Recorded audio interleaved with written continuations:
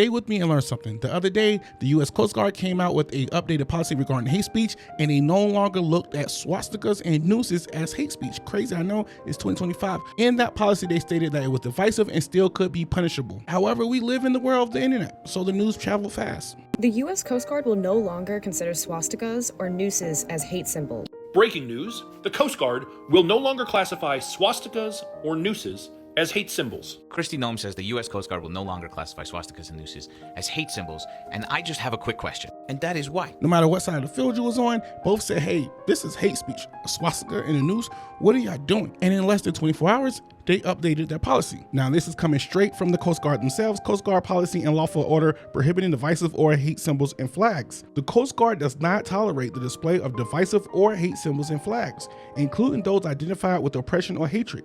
These symbols reflect hateful and prohibited conduct that undermines unit cohesion. And if you go to number 2, letter A, divisive or hate symbols and flags are prohibited. These symbols and flags include, but are not limited to the following: a noose, a swastika, and any symbols or flags co-opted or adopted by hate-based groups as representations of supremacy, racial and religious intolerance, anti-Semitism, or any improper bias. The lesson in this is that social media is just not used for just pushing out bad information. It can also be used for good, because if we did not know this and there was not an outcry from both sides, they would have swept this under the rug. The policy that they made a few days ago would have stayed. The second lesson in this is they are racist as fuck. This administration, Kristi Noem, Pam Bondi, Donald Trump, all of them allowing this to happen. Let's not even get into Pete Hegseth. Allowing this to happen and removing that as hate speech, they did that for a reason. And if you can't see that, that's probably because you're racist too.